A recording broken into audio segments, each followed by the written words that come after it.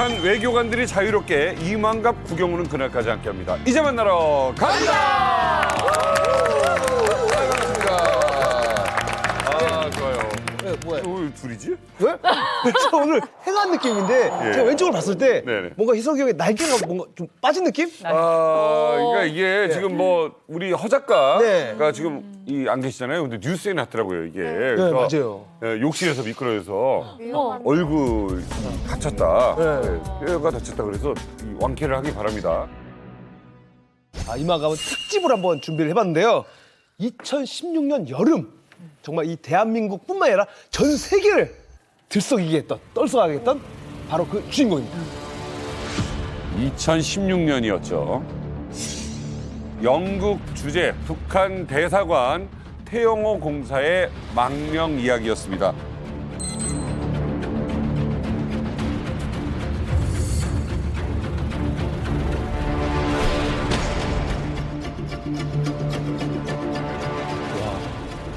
와, 맞아. 저때 뉴스 맨날 봤어. 방금 들어온 소식입니다. 김정은 체제를 유럽에 앞장서서 선전해왔고 김정은의 친형을 근접 수행하기도 했던 주영 북한 대사관의 2인자 태영호 공사가 가족과 함께 망명해서 우리나라에 들어왔습니다.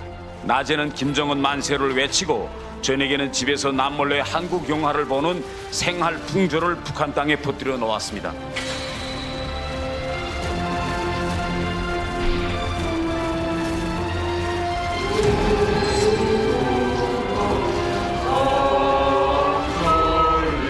대한민국 만세!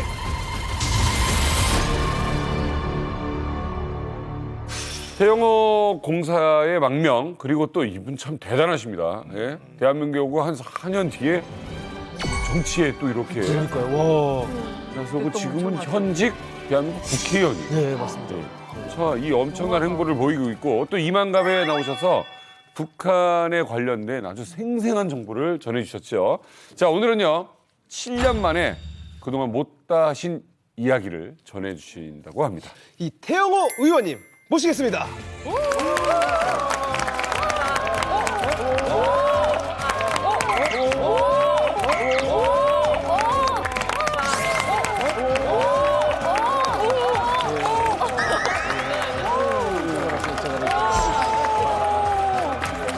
아이 반갑습니다.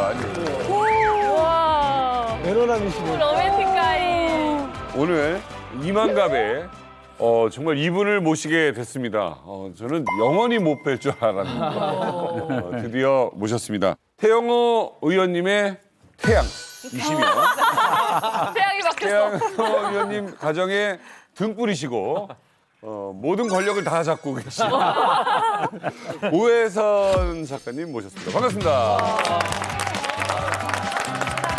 자, 본인 소개를 좀 부탁드리겠습니다.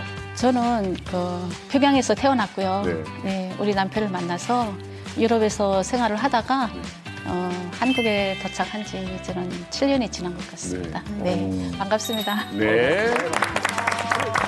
이 부부 동반 출연 처음이시라고 네, 말씀드려요. 맞습니까? 네. 네, 처음입니다. 지금 기분이 좀 남다르실 것 같은데. 기분이 어떠세요? 기분이 어떠세요? 우리가 아는 수위가 장난 아니야. 지금 여사님 태영호 의원님이 지금 연기를 하는 거예요? 아니면 진짜요? 그러니까. 겁먹은 것 같기도 하고. 그게 평시의 톤은 아니에요. 평시의 톤은 아니에요. 아니, 되게 어색하다고요. 아니, 내가 평소에 이렇게 하지 뭘 또 평시 턴 아니라고 그래. 평소에 이렇게 정말 아니 저는 아는 잘해주는데. 게 제가 아내랑 같이 녹화를 해봤어요. 네.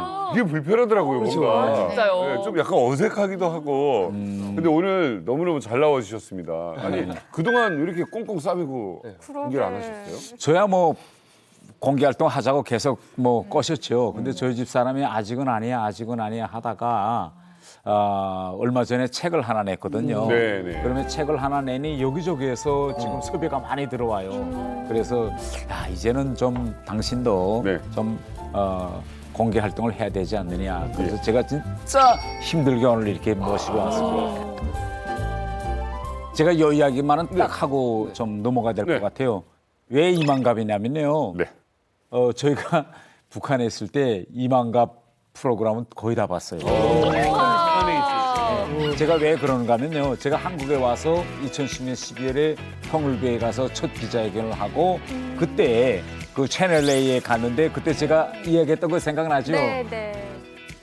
김정은으로 갑니다는 저희는 소문으로는 그냥 김정은도 보고 있다라는 그냥 소문을 들었는데 이만갑이 저의 수가 상당히 많아요. 저도 그래서 알았어요. 이거 이만갑이 뭐지? 이만갑이란 사람이 이거 주최하는구나. 그럼 누가 이만갑이지? 한참에 그다음에 보니까 이제 만나러 갑니다. 그래서 이만갑 프로그램에 나와서 쭉 이야기하는 거 보니까 상당히 그 열심히 사는 그 모습들이 네. 그걸 제가 보고 좋다. 상당히 그 충격적이었어요. 예. 그때 제일 처음에 우리가 저는 볼 때 이만갑이 사람 이름인 줄 알았어요. 맞아, 이만갑 씨. 그러다 계속 보다 나니까 이제 만나러 갑니다. 그래서 이번에도요 우리가 북한에 있을 때 계속 보던 이만갑이잖아. 한번 나가보자. 그러니까 이만갑 그럼 한번 나가볼까 이렇게 된 거예요. 너무 다행이네요. 근데 이제 의원님이 어딜 가나 늘 사모님 얘기를 했는데 저희가 기자들이 모여서 식사를 하는데요. 음식이 나올 때마다 이건 우리 아내가 좋아하는 건데 우리 아내 지금 집에 있을 때 그런 얘기를 정말 계속 저희 짠 얘기 아니고요. 이거 진짜 팩트입니다. 맞잖아. 내가 몇 번 이야기했잖아. 저한테도 문자를 몇 번이나 주셨는데. 오늘이에요, 정수. 지금 사모님 표정이 집에서 잘하지. 집에서 잘하지. 맞아요. 네. 맞아요. 네. 밖에서 그죠? 네. 집에서 잘하네. 아니, 그렇게 맛있는 거 있으면 싸우지. 아니, 근데 예. 네, 한국에 오기 전에는 정말 다정했거든요. 네, 네. 여기는 너무 힘들게 사니까 그치. 좀 고생하는 그 아내가 조금 안쓰러워서 그런지 그렇죠. 관심을 많이 집도 많이 도와주고 근데 한국에 와서도 정치에 입문하기 전까지는 괜찮았어요. 그렇지. 네. 그때는 진짜 집중하고 네, 있었나 봐. 예. 정치에 나서면서부터 아침에는 진짜 반짝반짝해서 나갔다가 네. 저녁에는 너무 지쳐서 들어오시니까 그쵸. 네, 그러니까 그죠. 말 붙이기도 좀 그렇고 네. 2016년 태영호 의원이 오셨을 때 어마어마했어요. 네. 제가 그때 국제부 기자였는데 이런 소문이 있었거든요. 영국에 나가 있는 북한의 고위급 공무원의 자제가 템스강에서 잃어버렸다. 실종됐다라는 소문이 있었어요. 근데 그 얘기를 듣고 우리는 실종? 그냥 단순히 잃어버렸나? 아닌데 이거 낌새가 있는데 근데 그거를 하나를 물고 취재를 거듭한 기자가 알아낸 게 그 사람 성이 특이하대요. 그래서 영국에 나가 있는 외교관들 이름을 쫙 봤더니 태씨가 있는 거예요. 그래서 우리가 맨 처음에 태용호가 된 거예요. 네. 태용호가 됐던 게 맞아. YONG를 써가지고 네. 그 네. 기자가 그걸 보고 태용호라고 쓴 거예요. 근데 우리는 그걸 용으로 읽는데 북한에서는 태영호라고 읽어요. 그래서 나중에 이름이 정정이 된 겁니다.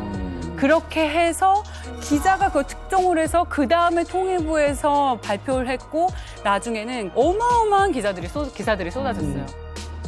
저는 태영호라는 이름 딱 듣는 순간에 굉장히 낯익다. 왜냐하면 1968년에 납북된 어선 이름이 태영호예요. 맞아. 네, 그리고 또 하나는 뭐냐면은 그게 우리 사회에서도 태영호 공사의 이름이 그렇게 낯설지가 않았어요. 왜냐하면은 여러 차례 북한 정부의 공식 입장을 발표하는 이런 장면들이 나왔거든요. 근데 그때만 해도 아니 북한 체제를 옹호하고 정당화하던 그분이 넘어왔다. 그러니까 이건 뭐지? 이런 생각을 했던 거죠. 그래서 이제 일각에서는 이게 또 다시 북한 체제가 좀 무너지는 징조가 아니냐 이런 얘기까지 나왔었습니다. 지금 잠시 우리 태영호 의원 과거를 좀 들춰보도록 하겠습니다. 충성심이 얼마나 강하신 분이었는지. 엄청 빨개졌어. 너무 무거워.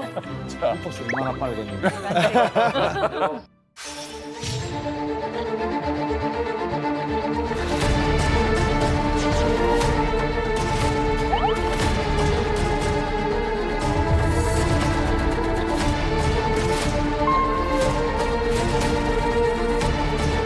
미국의 대선 적대시 정책이 완전히 근원적으로 수정되지 않은 한 육자 회담의 전망에 아무런 영향도 미치지 못할 것이라고 생각합니다.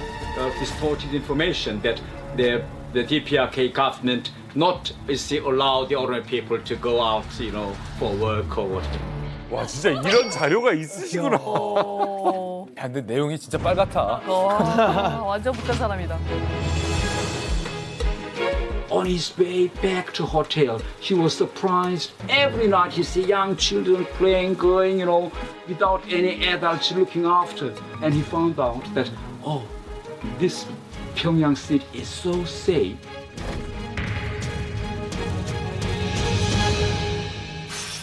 아니 정말 열심히 찬양을 하셨지만 네. 근데 이렇게 탈북을 또 하셨잖아요. 네. 이때 당시에 솔직하게 이제는 말할 수 있다. 네. 어떤 심정이셨는지 진심이셨습니까?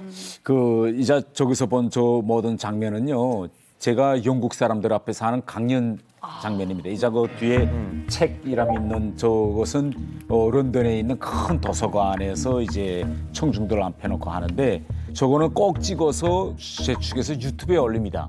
그리고 그 강연 장소에 갈 때는 북한 외교관이 2명 혹은 3명 정도가 가서 제가 무슨 말을 하는지 체크하고요. 저게 올라가면 유튜브를 통해서 바로 이제 전 세계에 나가기 때문에 쉽게 이야기하면 다 100% 연기한다 이렇게 보시면 됩니다. 아 지금 저기서 우리 아이들은 자유롭다라고 하는데 그럼요. 일단 말하는 분도 자유롭다. 예. 제가 북한에서 살면서 그 부분이 제일 안쓰러웠던 것 같아요. 북한에서는 자기 감정에 설득할 수가 없잖아요. 말 한마디 잘못하면 큰 처벌을 받을 수 있기 때문에. 근데 제가 참 어리석구나 하고 느꼈던 적이 한 번 있었는데 남편이 거기서 세포 비서를 했으니까 그 대사관 아이들이고 어른이고 앉혀놓고 강연회를 하는데 김정은께 충성하자 내용은 이런 거죠. 근데 그 소리 쑥 듣고 보니까 제가 좀 화가 나더라고요. 집에서는 저런 말 안 하는데 나와서 막 열심히 일해서 그래서 제가 집에 들어왔을 때 그랬어요. 아니 당신 어떻게 그렇게 연극을 잘해? 그렇지. 네, 난 그렇게 이성적인 행동 못하겠다 그랬거든요. 그리고 늘 제가 하는 말이 난 차라리 거짓말 할 바에는 입을 꼭 닫겠다고. 말 안 하고 말지. 네, 말 안 하면 안 했지. 근데 우리 남편이 그때 화를 내더라고요. 자기들 오죽 하겠냐. 내가 이런 말 하고 싶어서 하겠냐고. 네, 그러더라고요. 제가 여 대목에서 이런 이야기를 들으면 한국 사람들 잘 이해를 못해요. 아니 어떻게 그렇게 연기한다고 이게 이해 못하는데 북한에 해외 나와 있는 북한 대사관은 어떤 구조인가 하면 대사관 안에서 서열 1위가 대사입니다. 그리고 서열 2위가 당비서예요. 그러니까 제가 이인자 두 번째 서열 2위이기 때문에 제가 당비서인데 매주 토요일만은 온 대사관의 직원들 애들 다 강당 홀에 모여놓고 당비서가 나가서 강연을 해야 돼요. 어떤 강연? 매주 토요일 날 맞아요. 아침부터 9시부터 12시까지 하고 점심 식사 시간 2시간 지나고 2시간부터 또 토요 학습이라는 거 계속 하고 하루 종일이요? 하루 종일 5시까지 하는데 이 집행을 누가 해야 되냐? 내가 합니다. 그리고 이번 토요일 날은 뭘 해라고 평양에서 번외합니다. 그러면 나는 우리는 모두 다 장군님의 청폭탄 이런 제목으로 나오거든요. 그러니까 다 청폭탄 정신으로 강연해라. 그럼 내가 나가서 강연 안 할 수가 없잖아요. 그런데 이 강연 장소가 평양이면 듣는 사람도 다 받아들여요. 근데 런던 한복판에서 내가 앉혀놓고 이야기를 하는 거예요. 우리는 장군님의 청폭탄. 장군님은 명사총선 명사수고 우리는 총을 당겼을 때 안에 들어간 탄알이다. 이런 이야기를 모아놓고 하니까 월화수목 금까지 영국 학교와 대학에 다니던 애들을 모아놓고 내가 이야기하면 애들이 받아들일까요? 다 이상하게 생각하는 거지. 그렇지만 난 해야 되니까 하는 겁니다. 그리고 집에 오면 우리 집 사람이 이제 이런 이야기. 야, 여보 제발 좀 그런 이야기는 안 할 수 없을까? 이해가 된다. 아니 이거 사람들이 당신을 어떻게 볼까? 그런데 나는 그것도 런던 한복판에서 아니 이거 안 하면 어떻게 해 이거? 그럼 당신 내 심정을 한번 이해해봐라. 그러면 우리 뭐 어떻게 하자는 거냐? 끌려가는데. 이런 이야기를 하는 거죠. 저는 요 대목에서 두 가지 사실에 깜짝 놀랐어요. 예. 첫 번째는 사실은 태용호 의원님은 의원되기 전에 북한 외교관일 때 굉장히 새빨갛잖아요. 시뻘겋잖아요. 그래서 막 싸워요. 외교 무대에서 촌스럽고 말도 안 해 억지 주장하는데 그게 DNA인 줄 알았는데 그게 다 연기였다라는 사실. 그러니까 똑똑한 외교관들이 왜 국제 무대에서 북한 사람들은 왜 이렇게 싸우고 억지 부리나 했는데 그분들이 다 속으로는 알고도 연기하고 있었다는 사실. 두 번째는 아내분인 우리 오혜선 씨가 사실 왜 이렇게 이중적으로 해 여보? 라고 집에서 구박했다는데 그러실 분이 아니다 하는 정보가 있거든요. 태영호보다 시뻘거면 더 시뻘거야 돼요. 왜냐하면 제가 오해선 씨 가문을 좀 조사를 해봤는데 조사 한번 들어갑시다. 예, 사실은 조사합시다. 더 빨간 분이거든요. 오해선 그녀의 실체.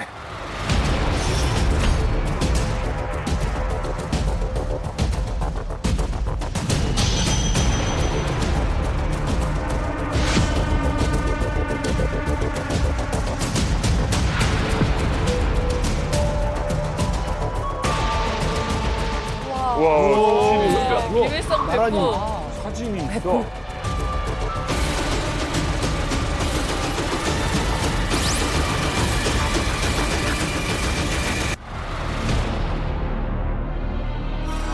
아니 뭐야, 다큐멘터리가 있네. 영화도 엄청 많아요. 2014년, 그러니까 이게 최근까지도 이렇게. 위대한 수령님께서는 이처럼 혁명성과 책임성이 남달리 높은 오백영 동지를 언제나 굳게 믿으시고 어려운 엄청나죠. 겁을 맡기곤 하셨으니 그때마다 투사의 대답은 알았습니다. 오직이 한마디였습니다. 오늘도 우리의 귓전에는 투사의 아들들에게 아버지의 대를 이어 당과 혁명에 충실해야 한다고 하시던 경애하는 장군님의 그 간곡한 교시가 쟁쟁히 울려옵니다.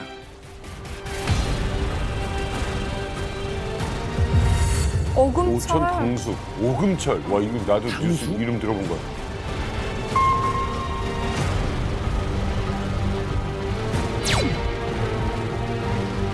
되게 행동이 자유롭다. 저 연기에서 나오는 행동이 아니신 것 원래 같아요. 친한 것 같은 느낌.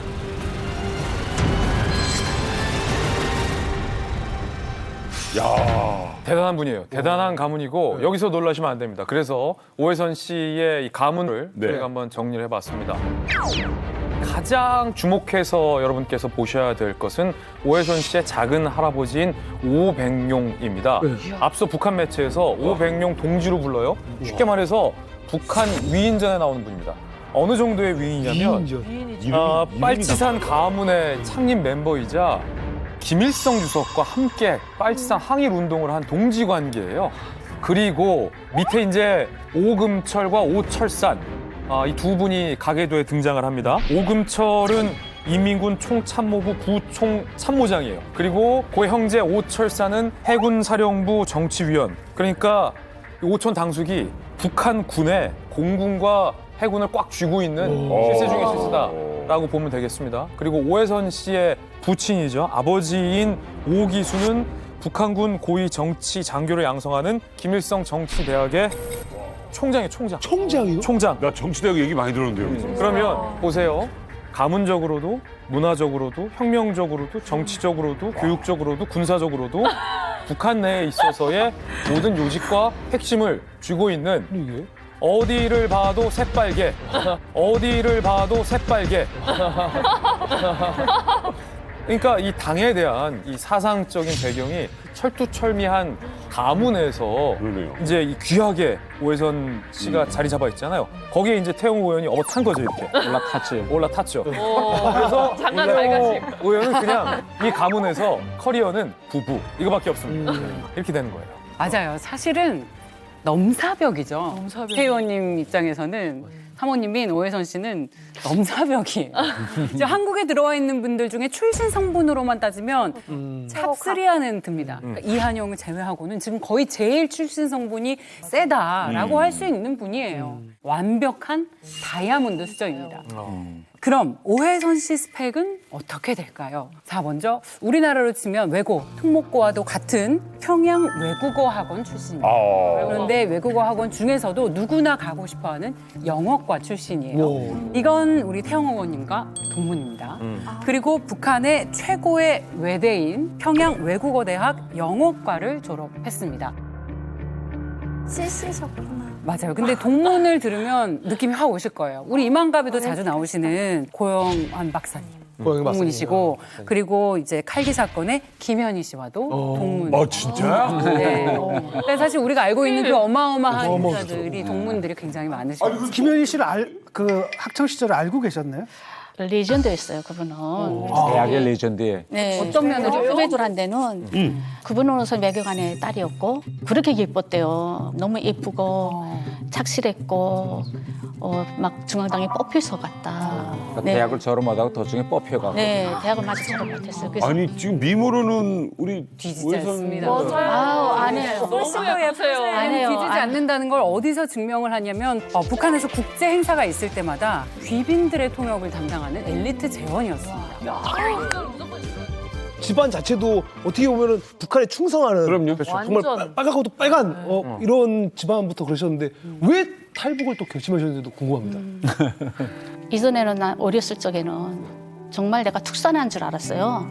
아빠 엄마처럼 내가 이제 이 충성, 김씨 일가에 충성하는 것이 내 운명이고, 네, 그리고 이게 바로 애국심이다. 네. 저는 이렇게 생각을 하고 자랐거든요. 당연히 그럴 것 같아요. 네, 네. 근데 남편 따라서 외국에 나가면서 보니까 김씨 패밀리의 비리도 알게 되고, 내가 지금까지 자랑스럽게 생각했던 북한 사회 제도의 그 불이라든가, 네, 문제점들을 알게 되면서, 아, 이게 우리 부모님들이 원했던 세상이 아니로구나. 우리 부모님들은 이렇게 살았지만 나는 절대로 이렇게 살지 않으리라. 깨이는 거지. 네, 네, 나는 충성하지 않으리라.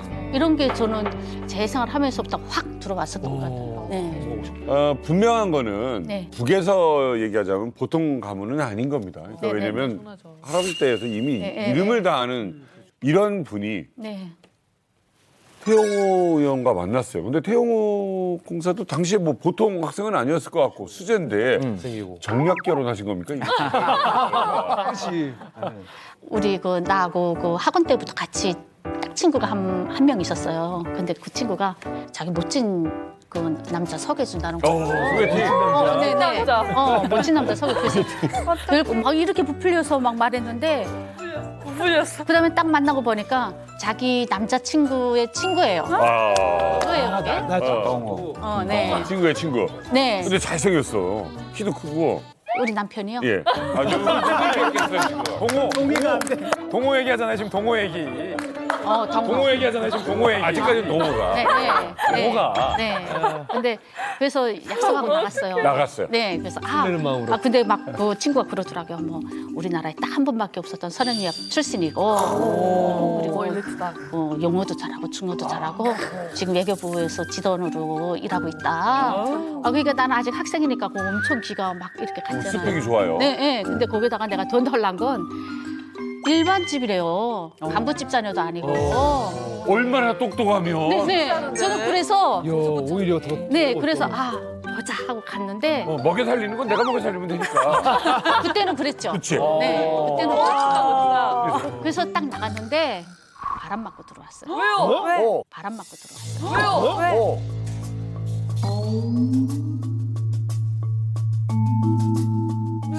아니 근데 안 나왔어요? 우리 집 네. 사람이 북한에서 말하면 금수저잖아요. 완전 금수저. 그리고 우리는 완전히 밑에 있는데 평사원네 집 아들 만날라 왜 왔느냐. 바로 선은 유학생 출신이다. 이 말 듣고 나와. 선은 유학생 출신이 누구냐면 여러분들이 다 알고 있는 지금 북한 외무상 최선희. 우리 그때 같이 갔거든요. 그다음에 이제 방금 말한 김동호는 북한의 김영남 상임위원장 아들. 뭐 이렇게 내 친구가 부분 애인이었거든요. 그러니까 우리 그때 선원 유학생 출신들은 다 북한의 총리, 뭐 네. 국제부자, 외교부 장관, 뭐 외교부자. 이런 장차관들의 애들만 모아놓는데 네. 내가 거기에 끼어들은 거지. 아니 동호가 네. 계속 지금 말했던 친구 동호가 네. 김영남 아들이에요? 네. 근데 거기에 의원님이 낀 거예요? 끼었지. 오, 대박! 그때 가보니 나는 그때 벌써 권력이라는 걸 알았어요. 야 이게 벌써 그 어린애들이 저 그렇구나 한데 근데 내 왜 바람 맞췄는지. 딱 선보는 날 제가 갑자기 충수염에 걸려서 병원에 실려. 갑자기 충수염에 걸려서 병원에 실려. 냉장? 냉장이요. 네. 냉장. 냉장이요. 급성 냉장. 굉장히 네, 네, 냉장이 터졌죠. 그날. 터졌어요? 네. 그날 당일날. 아니 이거 왜 진짜로? 네, 네. 알고 있었어요. 그때는 몰랐어요. 그때는 몰랐고. 네, 근데 그 친구 명희랑 같이 지금 명희는 자기가 서계자니까 같이 명희. 가서 지금 얼마나 기다렸어요? 한 45분은 기다렸던 것 같아요. 소개팅 장소가 어디였어요? 선본 장소. 그게 그 북한의 평양에 그 유명한 식당이 있거든요. 한식 냉면도 잘하는 청류관이라고 있어요. 청류관. 여기 또 분수가 있어요. 그래서 분수 앞에서 만나자고 여섯명 만나자. 네, 근데 안 오는 거예요. 막 그날은 또 뭐 정말 잊혀지지 않게 또 바람이 얼마나 세. 범이었어요. 네, 범바람이 또 얼마나 센지. 네. 근데 이때 오해서는 평민이 날바람 맞지. 평민이 날바람 맞지. 이것 봐라. 막 화가 나더라고요. 네, 평민이 이런 그건 조금 비약이고요. 네. 저는 아니 보기 싫으면 말을 하지. 안 보겠다고 사전에 말을 할 것이지. 왜 이렇게 안 나와? 해가지고 화가 나가지고 사실은 갔어요. 근데 그날 밤에 전화가 온 거예요. 급성 충시염으로 지금 입원했다고. 타이밍. 네, 그래서 나중에 흉터를 확인하셨어요. 네네네. 그것 때문에 고생을 많이 했어요. 그것도 확인하셨고요. 네. 근데 그다음에 생각을 했어요. 야, 나하고는 맞지 않는 사람이라구나. 굳이 그 충시험에 선보는 날. 연이 아니다 이거. 이건 연이 아니다. 사실은 요런 때 같으면 에이씨 하고 돌아섰겠는데 계속 기다려지더라고요. 신경 쓰이고. 네네. 기다려지더라고요. 신경 쓰이고. 네네. 궁금한 거야. 근데 나는 나하고 너무 달라서 그랬던 것 같아. 지금 생각해 보면. 네. 전 멋있어 보이더라고요. 최선을 다하는. 네, 그러니까 최선을 다했길래 그 자리까지 오지 않았을까? 네, 이런 생각에 좀 보긴 봐야 되겠는데, 근데 다행히도 이제 병원에서 태어나면 다시 만나자고 기별이 왔다 하더라고요. 소식이 왔다고. 그래서 또 만났죠. 한 달 후에 만났죠. 여유하게는 내가 여대먹여서 해야 될 것 같아요. 저는 제가 결혼할 나이 되니까 우리 어머니가 하루 애야 좀 앉아라 그래서 앉으니까 이제부터 내가 요새 그 선 보는 것 같은데 어머니는 딱 두 가지만 너한테 부탁하자. 그래서 어머니 말씀하세요 하니까 첫째, 내가 받아들이기 때문에 우리 집에 들어올 여자는 들어오기 전에 부모를 모시겠느냐 안 모시겠느냐 이 약속부터 먼저 받아라. 특히 이게 결혼할 때 맏아들을 가진 부모들은 이게 대단히 중요한 문제니까 첫째, 부모를 모시겠는가 무조건 약속 받고 만나라. 두 번째는 용모를 하는 여자를 무조건 만나라 이러는 거예요. 그래서 제가 왜요? 그러니까 너는 어차피 외교부에 들어갔으니 평생 외교관으로 살겠는데 아내가 외국에 같이 가서 외국어를 모르면 그 3년 동안 얼마나 답답하겠느냐. 그러니 외국어하는 여자를 만나라. 그런데 외국어하는 여자라는 거 평양색 제가 제 나이에서 동갑이나 뭐 이거 합하면 10명도 안 돼요. 100% 다 간부집에 다 적어도 벤츠 정도는 타는 집 여자들이야. 나 같은 레벨이 안 돼. 근데 동호란 애가 이 어이선이라는 여자가 명남 아들이 이런 좋은 데 있는데 한번 안 볼래? 그런 거에서 내가 맏아들인데 우리 집 못 사는 건 너 알잖아. 근데 우리 집 같은 데 들어와서 부모 모시겠는지 내가 좀 확인해봐. 뭐 확인해본 것 같아. 확인해봤지? 그때 봤어요. 미리. 또 와서 야 모시겠대 그래. 그분이 그렇게 말했어요, 먼저. 와 여기서 거짓말한 거 아니야? 그 다음날 만날 때 내가 얘가 이 동호 얘가 거짓말했는지 진짜인지 내가 직접 만나서 부모를 모시겠느냐 안 모시겠느냐 확인하리라. 요거 확인하고 더 이어갈 건가 말 건가 결심하고 맞잖아. 내가 맞아. 제일 먼저 물어봤잖아. 네. 어머, 되게 부담스럽겠다. 만나자마자 나는 그런 얘기를. 받아들이다. 내가 그거부터 말했다고. 그러니까 우리 집에 들어올 여자는 시부모님하고 함께 살아야 된다. 그렇지. 근데 그 혜선 씨는 이렇게 행복하게 살아왔는데 모실 수 사는 있겠냐 이러는 거예요. 이 사람이 날 시험해보자는 거야. 처음 부정. 조금 좀 기분이 나쁘더라고요. 네. 아니 그거 어머님이 딱 확인하라는 거니까 확인하라. 근데 엄마 말 다. 그럼에도 불구하고 내가 딱 우리 남편을 딱 보는 순간에 그 눈에서 내가 이 사람하고 살면 평생 마음고생은 안 하겠다 하는 걸 내가 느꼈어요. 이상하죠. 그래서 내가 난 모실 수 있다고 막 그랬어. 그래서 철도 좀 먹긴 할수 없죠. 있다고? 네. 그때 몇 살이에요? 그때 몇 살이에요? 그때가 22살, 만 22살이죠. 오, 얘기다. 네. 그래서 모시겠다고 했어요. 그랬더니 딱 해가지고 그다음에 됐죠. 자기를 말하신 거네 이거. 첫눈에 완전히 말하신 거네. 네. 왜 그런지 어디가 그렇게 멋있었어요? 외모상으로는. 외모상으로는요. 아, 그때는 머리숱도 많았어요. 그리고 하얗고 눈썹도 이렇게 진했고. 눈썹은 뭐 어마어마하죠. 근데 저는 남자의 그 외모 그런 것보다도 좀 성실함, 성실하지. 네, 정직함 이런 게 좀 느껴지더라고요. 두 분이 그래서 결혼을 하셨어요. 네, 네. 까딱 잘못하면은 이 태 의원께서 외교관 생활을 못 하실 뻔했어요. 네. 네. 그러니까 이제 두 분이 이제 결혼하신 다음에 이제 태 의원께서는 이제 북한 외무성 유럽국에 이제 배정을 받으신 거예요. 네. 근데 이제 유럽국에서 이제 근무를 하다가 외교관으로 가려면은 해당 국가 언어들을 써야 돼요. 맞아요. 덴마크로 가려면 덴마크어, 네네네. 스웨덴으로 가려면 스웨덴어. 근데 영어 전공하셨잖아요. 일단 인원들도 많고 단간부 자녀가 아니기 때문에 외교관으로 갈 가능성이 떨어진 거야. 유럽에 갈 가능성 거의 없었죠. 그렇죠. 그래서 그나마 갈 수 있었던 나라가 뭐 아프리카, 아시아 뭐 이런 나라들. 그렇지. 외교관 특히 유럽으로 갈 수 있는 가능성이 제로가 돼버린 없지. 거죠. 그런데 읽다가 드디어 그럼 어떻게 가신 거지? 94년도에 이 강성산 총리의 그 사위였던 강명도 씨가 월남을 하신 거예요. 네. 그래가지고 난리가 난 거지. 그래서 앞으로 당 간부 자녀들은 외교관으로 해외 보내지 마라. 라는 지령이 떨어져가지고 그 장애물이 싹 사라지면서 드디어 이 두 부부께서는 1996년 6월 안데르센의 나라 덴마크에 오십니다. 이야, 구체적으로 읽었네요. 처음 딱 가셨을 때 네네. 완전 신세계였을 것 같은데 어떠셨어요? 아유, 정말 좋았죠. 덴마크. 캠핑하고는 그래도 뭐 날씨도 그렇고 뭐 빌딩이 크고 대사관도 그만하면 크고 좋았어요. 근데 그 안에서 그 캠핑하본 시내 사람들의 그 복지, 그 사람들은 또 얼마나 착한지 길거리에서 이렇게 처음 만나잖아요.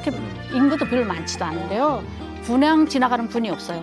다 눈인사 하든지 눈 맞추고. 네. 그리고 그때 제가 그 임신을 했을 때인데 다 우리 애가 언제 나오는가 다 관심을 두고 봐요. 친절하게. 그 모든 모습 하나하나가 저는 세상에 천당이 있으면 여기가 아닐까? 하나만 좀 여쭤보고 싶은 게요. 네. 제가 외교관의 부인들을 만나면 네. 선진국이나 이런 데 가면 이제 파티가 있어서 초대를 하고 초대를 받고 그래서 우리나라에서는 이제 요리사를 파견해서 네, 같이 네. 가 있는 국가들도 있고. 네, 네. 그럼 어떠세요? 북한 북한은 외교관들이 우선 뭐 돈 재정이 녹록지 않으니까 많지 않잖아요. 그래서 초청을 해요. 그러면 모든 외교관 부인들이 다 요리사가 돼야 되고 서빙해야 되고 네, 음식을 다 직접 해야 돼서 그 북한은 최대로 저렴하게 연회를 차려야 돼요. 그러면 우선 첫째로 돈을 주고 사지 않을 재료가 뭘까 이건데 뭘 것 같으세요? 돈을 주고 사지 않는 외국 사람들이 맛있게 먹으면서도 돈을 주고 사지 않을 집에서 재료. 닭을 기르나요? 그렇다고 뭐 비둘기를 잡거나 이러진 않을 거예요. 그렇죠. 비둘기를 잡잖아요. 덴마크에 제가 가보니까 덴마크는 돈을 별로 쓰지 않고 살 나라예요. 진짜. 첫 번째로 고사리가 가는 곳마다 있어요. 고사리. 고사리가 가는 곳 진짜. 네. 고사리가 가는 곳마다 있어요. 맛있어요. 그 부드러워요. 사람들은 우리가 고사리를 뜯으면요 지나가다가 그거 왜 뜯습니까라고 물어보는 거예요. 그래서 뭐 진짜 먹어요. 진짜 고사리? 진짜 고사리. 근데 덕풀이라고 그래요, 그분들. 북한 사람들은 그 덴마크 사람들은 안 그거 덕풀인데 그걸 왜 뜯느냐. 아니, 실제로 그냥 먹으면 독풀이죠. 덕풀이에요. 네. 그래서 저희들은 뜯으면서 뭐라고 말하는가 하면 이게 약초다. 그러면 그게 약초인가 하고 지나가. 어쨌든 고사리를 채집해서 연회 때 쓰면 뭐 돈이 안 나가죠. 메뉴 하나는 또 나가고. 그다음에 덴마크 사람들은 아침에 이제 한 7시, 8시쯤 되면 오선들이 들어옵니다. 통통통통 하면 쭉 오창에 들어오면 나가면요. 이 대구요 뭐요 그 맛있는 고기도 팔 때는 광로도. 머리와 꼬리를 강어도 잘라서 가운데만 안 먹지. 팔고 이거는 버려요? 다 버려요. 버립니다. 근데 머리를 우리는 기본에 어두집미라고 맞아요. 머리를 다 뜯자는 게 아니라 거의 몸 절반을 자르는 거예요. 그다음에 꼬리. 다 넉넉해요, 그분들은. 너무 이걸 다 버리는 거예요. 거기는. 그다음에 돼지 도살장에 가면 저희가 갔을 때까지만 해도 돼지 발쪽과 머리를 안 먹었습니다. 와, 덴마크 사람들이. 그러니까 저희가 와서 그거 좀 주세요. 그럼 빨리 가져가세요. 그래.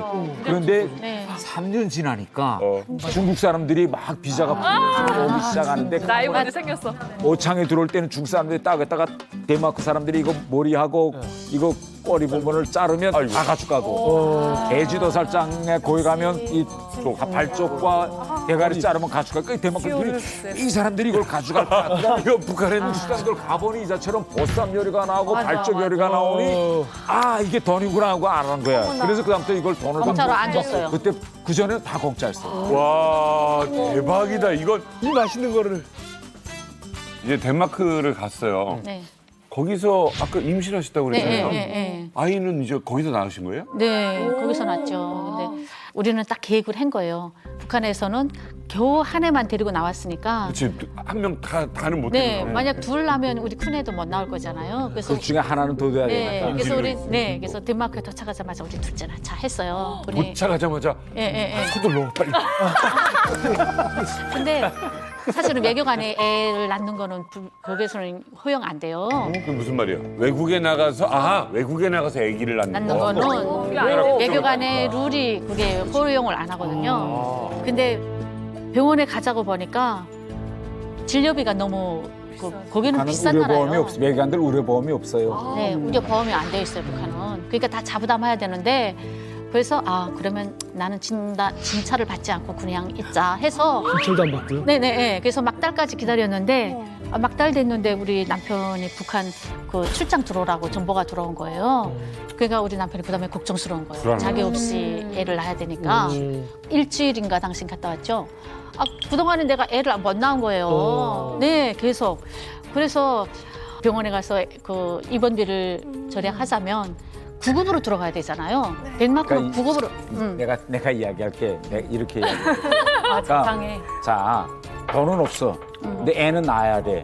그래서 어떻게 하면 가장 돈을 적게 들이고 나올 수 있을까? 그러니 이머전시로 들어가면 이머전시로 응급으로 들어가면 돈을 안 대단히 내요. 돈을 안 낼 수 있다. 응급으로 들어가니까. 어떻게 응급에 우리 선배들이 가르쳐 줬어요. 가르쳐 주더라고. 여자들이 먼저 외교관 생활 오래 한 선배 여자들이 아플 때까지 참아라. 그러니까 아플 때까지 마지막 계속 참다가 그렇게 해서 낳은 친구들도 있거든요. 마지막 아플 때까지 참다가 이제 진짜 나온다 할 때 차에 싣고 바로 응급으로 들어가면 병원에서도 봐요. 이게 응급 대상인가 아닌가. 이거 뭐 아직 모르네 하면 안 받아들이는 거지. 근데 그거는 당신 지금에 와서 하는 말이고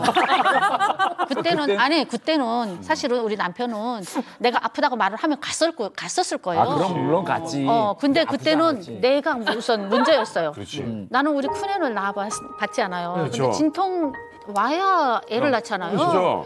그래서 난 진통을 기다린 거예요. 남편은 잤죠 그때 밤에 잤고 나는 진통이 와야 응급으로 가겠는데. 근데 진통이 안 와서 계속 밤새도록 기다렸어. 근데 5일. 출혈하기 시작한 거예요. 그러면 가야 되잖아요 병원에. 근데 나는 또 아니야 큰애 때는 진통이 와야 애를 낳았어 해가지고 그냥 기다렸어요 새벽까지. 네. 미련하죠. 또 모르니까. 힘드셨겠다. 그러면 남편이 날 반 거예요. 새벽에 일어나가지고. 네. 그래서 아침에 일어나가지고 정신 나갔다고 그러면서 나를 병원으로 데려간 거죠.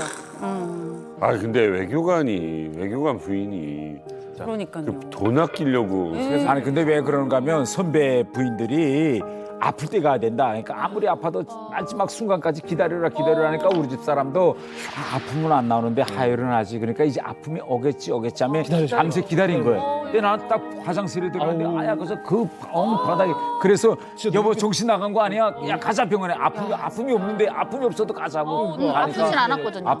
근데 가니까 막 의사들이 눈이 이만해가지고 막 들어오는데 의사가 남편이다 하니까 정신 나갔다 그러니까. 그래서 수술실로 들어가는데 내가 그 순간에 죽진 않겠구나 하는 생각이 갑자기 의사가 뭐라고 소리치고 하니까 와 여기서 의사들이 뛰어나오는데 11명이 모이는 거예요. 그러니까 내가 쭉 보는 순간에 이렇게 사람이 많은데 우리 아내가 죽을까 이런 생각이 드는 거죠. 그러면 저는 출산을 해본 여성으로서 이게 하혈할 정도면 사모님은 아마 통증이 없으셨다고는 하겠지만 굉장히 긴장하다 보니까 통증을 아마 못 느꼈을 것 같아요. 천치태반이라 하더라고요 병원에 가니까. 그렇죠. 이게 하혈할 정도면 분명 태아도 뭔가 나오겠다라는 의지를 엄마한테 보였을 텐데 통증이 분명 있었을 텐데 그런데 그거를 못 느끼셨다는 건 정말 정신력으로 아마 버티셨을 것 같아요. 평생 그렇게 살은 것 같아요. 네.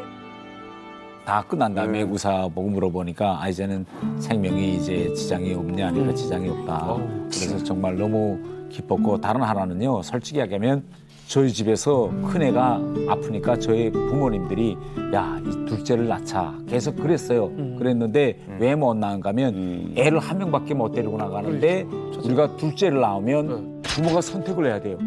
첫째를 데려갈까 둘째를 데려갈까. 이럴 때 애를 애하면 첫째를 맏아들일 때 데리고 나갔다 이러면 후에 와서 들어보면 애들이 어떤 오해를 가지는가 하면 아, 우리 부모는 나보다 첫째를 더 좋아하는구나. 그래서 가족 형제 간에 불화들이 나고. 그래서 우리는 어떤 일이 있어도 둘째만은 외국에 가서 낳자. 그래서 한번 우리 두 애를 다 외국에서 키우자. 이렇게 저희가 결심하고 제가 북한에 있을 때 애를 안 낳으려고 엄청 노력했죠.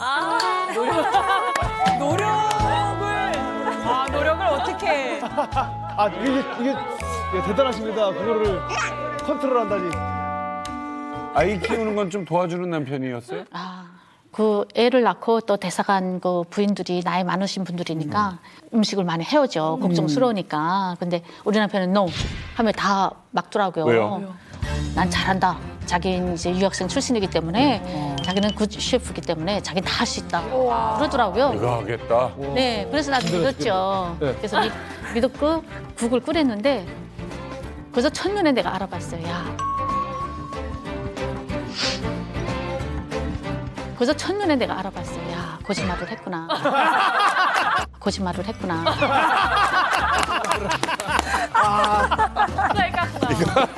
연극을 했구나. 다이어트 하게 해주려고. 국이 새까만 국 새까만 국이요? 미역국 새까맣죠. 미역국을 끓였는데 그게 간이 안 맞는다고 간장을 계속 넣다 보니까 원래 처음 미역국 끓일 때 다 그러잖아. 간장 넣으면 안 돼. 맞아요.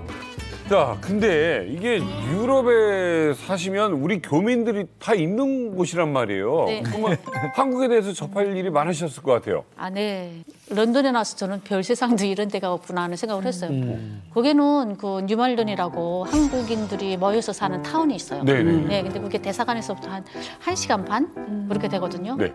거기에 가면 한국 음식은 다 먹을 수 있고 그리고 거기에 드라마도 볼 수 있는 그런 가게가 대여해주는 가게가 있었어요. 드라마 비디오 테이프. 네, 비디오, 그때는 비디오죠. 네. 근데 제 생각에는 아마 한국의 드라마가 그때가 제일 전성기가 아니었을까 하는 생각이 들 정도로 그렇게 하나하나가 명작들이더라고요. 뭔데요? 그 겨울연가, 그때 가을동화, 파리의 여인, 파리의 여인. 내가 사랑했던 드라마들. 네네. 너무 재미있어서 이제 그 마트에 가면 거기에 뭐 먹고 싶은 것들이 엄청 많잖아요. 막 이렇게 넣었다가 아니야. 그래도 드라마가 더 중요해. 그래도 드라마가 더 중요해. 야, 드라마를. 어렸을 때 돈 10원 가지고 빵 사 먹을까? 만화 가게 갈까? 번의 문제가 아니라 이 짐. 그렇지. 이 짐을 드라마를 그때는 다 이렇게 테이프라든가 CD였으니까 그거 몇 제목 넣고 나면 다 차는 거예요. 이 주머니가. 그래서 우선 그 가게 지금도 잊혀지지 않는 게 이제 그 뉴멀던에서 그 버스가 그게 131번이에요. 네. 그것까지 다 기억. 131번을 타가지고 내리면은 거기서 이제 쭉 한인타운이 시작이 되는데 거기서 이제 한 세 번째 집이 되면 그 하얀 조그만 전원주택 같은 게 하나 있는데 거기에 이제 뭐 한국 드라마를 대여해 드립니다. 뭐 이렇게 되어 있거든요. 그러면 이제 그쪽으로 쓱 열고 들어가면 서방물처럼 딸랑거리는 게 있어요, 문에. 그렇지. 네, 나는 좀 조용히 남들 좀 인식한데 조용히 들어가야 돼. 딸랑하니까 막 심장이 헐떡헐떡 하는 거예요. 얼마나 놀랬겠어. 네, 남들이 볼까봐. 그 누가 보는 경우에는 그야말로 목이 나날 판이니까. 북한 대사 부인이 왔. 네네네. 그래서 그 한국의 겸인인 것처럼 해가지고 말은 절대로 안 하고 딱 말해야 될 때는 영어로 좀 하고 그래서 그 드라마를 켜고 일주일도 겨우 한 닷새 지나면 막 그거 다 가져간 거 다 밤새도록 다 봤으니까. 네. 밤을 안 자고 보는 거예요. 네. 근데 겨울연가. 우리랑 똑같았다. 그러면 또 한국 사람을 또 만나는 경우가 또 있어요? 있죠. 옥스퍼드 거리에 가면 거기는 쭉 관광거리거든요. 네, 그러면 거기 한국 분들이 많아요. 여행 관광 오신 분들이. 근데 이전에는 그분들을 척 보면 그 원수다 하는 그런 게 있었거든요. 적이다 하는 웬간하면 이렇게 가까이 안 갔는데 그 드라마에 빠지고 나서부터는 내 모습도 드라마 거기서 나오는 옷으로 사입게 되고 우리 거기서 보시는 분 거리에서 네. 만나는 관광객들이 다 친숙하더라고요. 그래서 원래 거기에 가가지고 도대체 내가 드라마에서 듣던 그 말을 하나? 비슷한가 해서 따라다니던 그 이후부터는 한국 분들이 이렇게 적대감이 느껴지지 않더라고요. 이게 힘이 있네요. 네. 근데 이렇게 아이들 같은 경우에는 이제 생각이 점점 변해가는 거잖아요. 네. 아이들의 가치관 변화가 이제 네. 시작이 될 것 같아요. 애들이 다 스웨덴, 뭐 런던에서 다 초중 거를 다 거기서 나왔고 민주주의 공부는 제대로 하려고. 거기는 교실도 이렇게 앉아요. 이렇게 요를 짓지 않고 원으로? 예, 원으로 초중학교도 그리고 질문 뭐 이런 거를 가장 점수를 많이 주거든요. 학급에 그 수업 시간에 질문을 많이 하는 학생들이 그러니까 자유롭죠, 어머나. 근데 북한에 가면 거기서는 완전히 다른 생활이 또 시작이 되니까 애들이 늘 억울해했어요. 애들이 이제 우리 애들이 제일 북한에 가서 힘들어하는 게 뭔가면 북한에는 교수들이 시험 문제를 정할 때 시험을 애가 파스하지 못하게 정하는 겁니다. 시험을 통과 못하게 정해 놓으니 이거 시험을 통과하지 않으니까 결국은 애들이 힘들죠. 공부를 해야 되는데 공부해서 통과될 일이 아니에요. 그러면 교수한테 찾아갈 수밖에 없죠. 그러면 교수가 돈을 요구합니다. 그러면 돈을 또 주면 높은 점수 받고 돈을 안 주면 적은 점수 받고 이렇게 되니까 우리 애 같은 경우에는 열심히 공부해서 공정한 경쟁을 통해서 점수가 나오기를 바라는데 정말 옆에는 깡통인데 돈을 많이 써서 이제 높은 점수를 받고 그래서 대단히 애들이 북한에서 힘들어. 그러게요. 하루는 우리 대학 다니던 큰 애가 맞고 여기 터져서 집에 왔어요. 그래서 둘째요, 둘째. 아니 대학에서 둘째요, 둘째. 아니 대학에서 제대군인들한테 집단 구태다. 아이고 둘째라고. 우리 남편은요. 서로 기억을 못 하시네. 서로 기억을 못 하시네. 대학에서 그래서 저 대학에 가서 순수하고 하다가 끝내 아니 우리 큰애 대학에서 누가 맞은 거예요, 도대체? 북한 대학은 어떻게 되어 있는가 하면 학급에 직통생이 있고 제대군인이 뭔지 있습니다. 알아요. 네. 제대군이라는 건 군대 나가서 뱃삼에, 10년 뱃삼에. 있다가 온 제대군인들하고 우리나라 예비역. 네. 우리를 말하면 첫 고등학교를 졸업하고 바로 대학에 들어간 이렇게 돼서 같이 공부하다가 북한은 대학 안에서 일반 고등학교 졸업하고 바로 들어온 직통생들이 제대군인들한테 대들면 안 돼요. 그런데 제대군인하고 대들었는데 제대군인은 좀 체격이 왜소하고 우리 애는 좀 크니까 우리 애가 같이 주먹질을 하자고 이렇게 한 거예요. 그 옆에 제대군인들이 이런 놈 봤나 하고 데리고 구석에 가서 집단 구타를 한 거예요. 기강을 잡느라고. 태도가 불손하다. 이게 제대군이란 그 집단 구타당하고 집에 왔죠. 그러면 우리 애는 어떤 런던식이니까 이거 바로 학교 당국에 제보해가지고 집단 구타 행위를 멈추게 이제 하자 이거잖아요. 그게 합리적이죠. 그래. 그러니까 나한테 이걸 이야기하는 거예요. 네, 우린 못하게. 나는 나도 북한에서 대학 다니면 나도 집단 구타 계속 당했던 사람이거든요. 나도 집단 구타 계속 당했던 사람이거든요. 당신도 당했어요? 그럼. 당신도 당했어요? 그럼. 처음 하시는 금시초문이라는 얘기인데. 그럴 줄 모르고 나도 맞고 결혼했는데. 터지고 했어요. 그래서 그런데 내가 애보고 야, 너 그거 우선 내가 여기서 제대군인들한테 네가 대들은 게 잘못이다. 너와 그 제대군이 1대1이지만 이 사태를 옆에서 본 제대군인들은 자기들을 전체에 대한 도전으로 생각한다. 그래서 집단 구타한다. 그리고 내가 이걸 가지고 대학 당위원회에 제보하고 이걸 해결해달라고 해도 대학 당은 내 편이 아니다. 왜? 대학이라는 모든 규율은 누가 잡느냐? 군대 제대군들이 잡기 때문에 제대군들이 집단 폭행해도 학교는 이렇지 않고는 대학을 유지할 수 없기 때문에 제대군의 편에 서니까 제발 그런 아버지도 다 이렇게 맞으면 컸어. 집안 좋은 자녀들도 또 다 있고. 북한에 와서 대학 다니면서 이런 게 이해 안 되는 거죠. 이해 안 되죠. 1대1로 싸우다 맞아도 억울한데 집단 구탈당하고도 이걸 해결하지 못하고 잘못했다고 복종해야 되는 이런 시스템. 민주주의와 자유를 아는 애들이 다시 북에 들어가서는 엄마가 하지 마, 가만히 있어. 이걸 가르쳐야 되니. 답답하죠. 이렇게 이제 두 분이 유럽에서 외교관 생활을 하시고 있지 않습니까? 네. 그런데 우리나라 언론을 통해 가지고 우리나라의 짜잔 소개가 된 어떤 사건이 하나가 터집니다. 태영호 공사가 계시던 런던 북한 대사관에 비밀 문서가 하나 도착을 해요. 엄청난 내용이 들었어요. 뭡니까? 공개할까요? 네. 예. 해도 되나 모르겠네.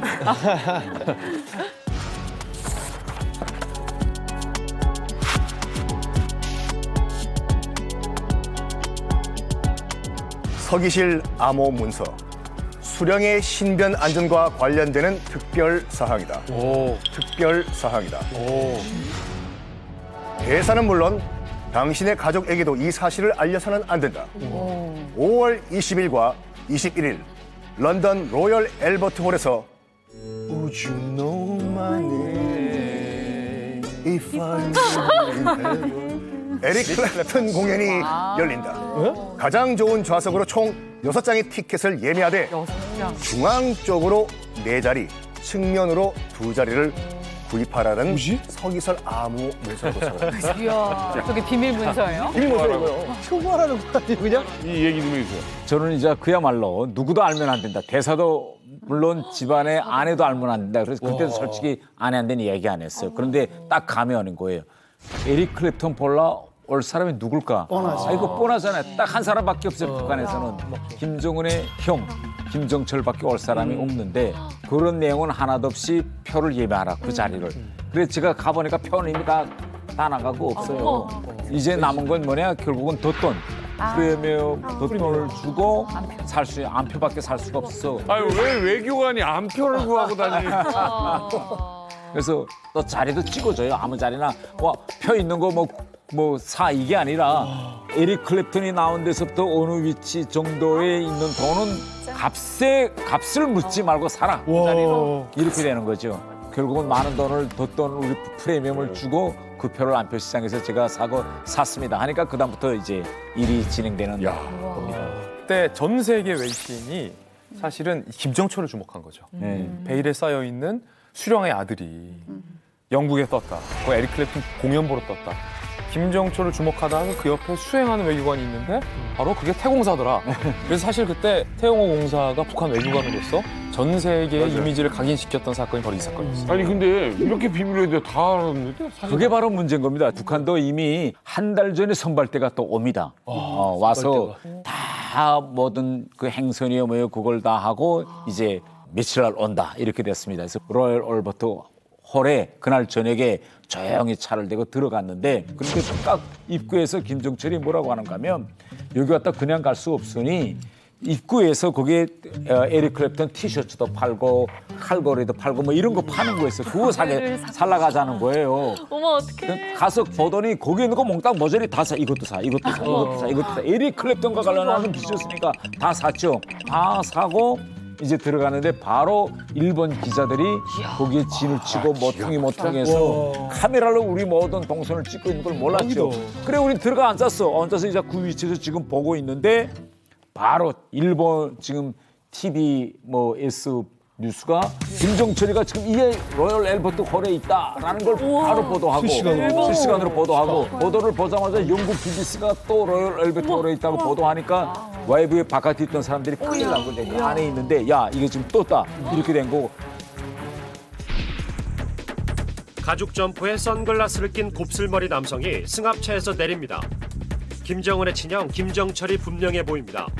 김정철 옆에서 현악봉 주영 북한 대사가 촬영을 방해하고 북한 대사관 직원으로 보이는 이들이 김정철을 겹겹이 둘러쌉니다. 더 재미난 거는 두 번을 보기로 돼서 한 번 보고 그다음에 또 본다. 그러니까 한 번 본 첫날에 이제 다 김정철이 왔다는 게 다 노출됐고 평양에서는 어떻게 할 거냐 이제 다 들켰는데 철수할 거냐 말 거냐 이거잖아 지금. 근데 김정은이가 형이니까 김정철이 하자는 대로 하라. 이렇게 지시가 온 거예요. 그래서 우리 모여 앉아서 어떻게 하겠습니까? 다 노출되고 오늘 저녁 또 가면 진짜 기자들이 진을 치고 있을 겁니다. 어떻게 하겠습니까? 김정철이 딱 대표니 내가 에릭 클랩턴을 지금 보려고 4년 이상을 기다리고 진짜 엄청 막 지금 더 보고 싶어서 죽을 지경인데 여기까지 왔다고 내가 돌아간다고 기자들이 몇백 명 진을 치고 있다 해서 가자 이렇게 가자 이렇게 그러니까 뭐 진짜 때리다.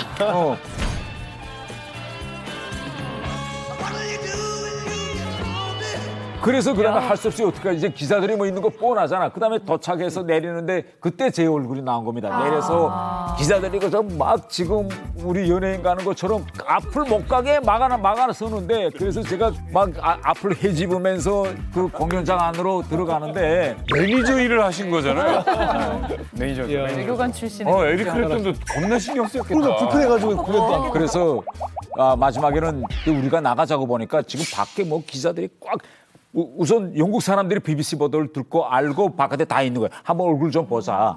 그래서 나가는 게 문제인데 영국 측에서 어떻게 하겠냐. 저렇게 바깥에 많으니 이 정상문으로 나가지 못한다. 그런데 지하로 빠지는 문이 있다. 지하로 빠지는 문이 있는데 에릭 클랩턴이 공연 끝나다면 밑에 지하에 있어요. 아직 안 떠났는데 이왕역까지 왔는데 에릭 클랩턴 가서 한번 만나겠다. 에릭 클랩턴 가서 한번 만나겠다. 같이 이게 멘토야.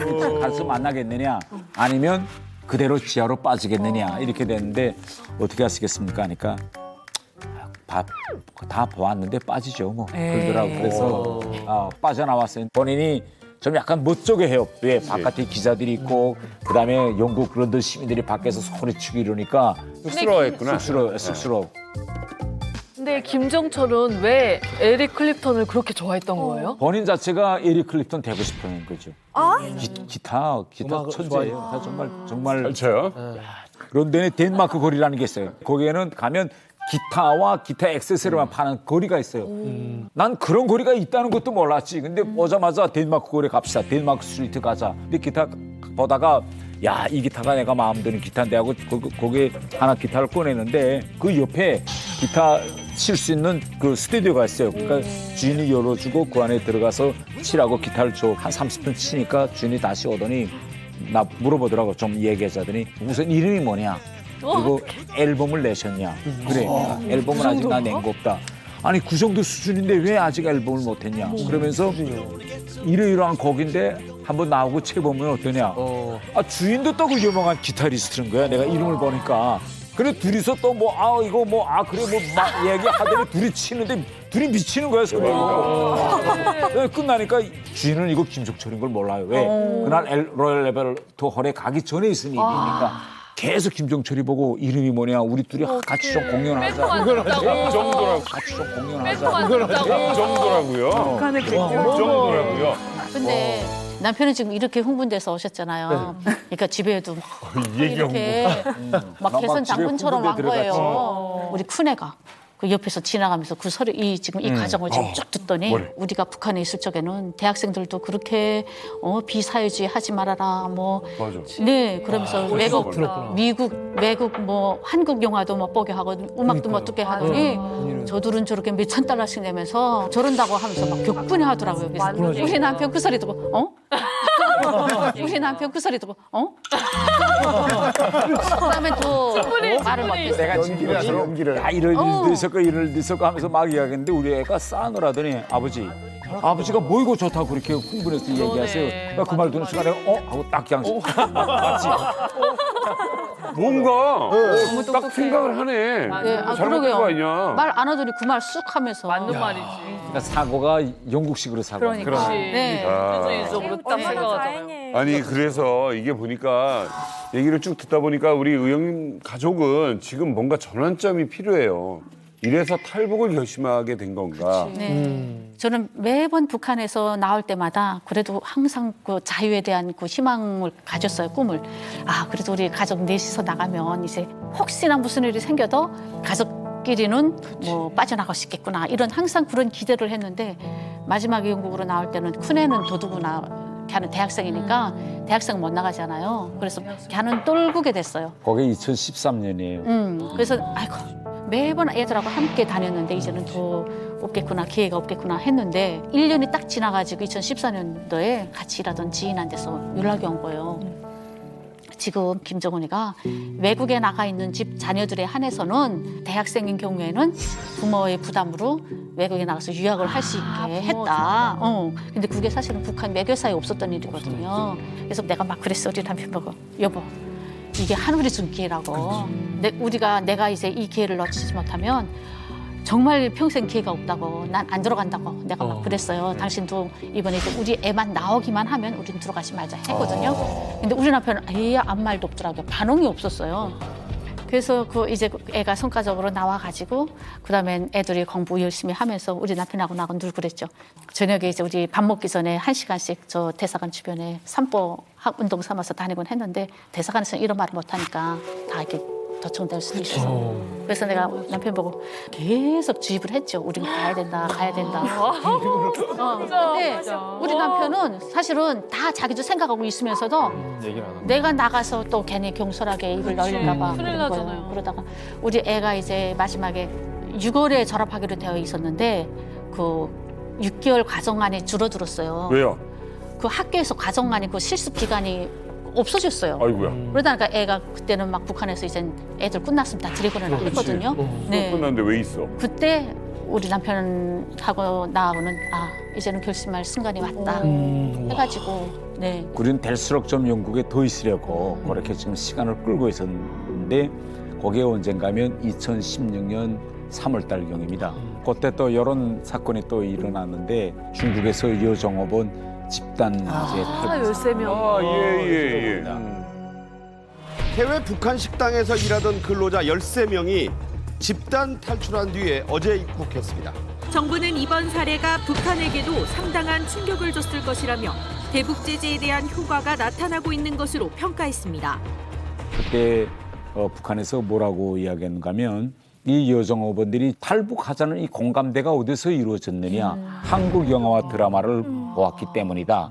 그런데 지금 해외에 나가 있는 북한 외교관 자녀 큰애들이 다 한국 영화와 드라마에 미쳐 있다고 한다. 그러니 빨리 25세 이상의 자녀들은 빨리 다시 또 평양으로 들이보내라.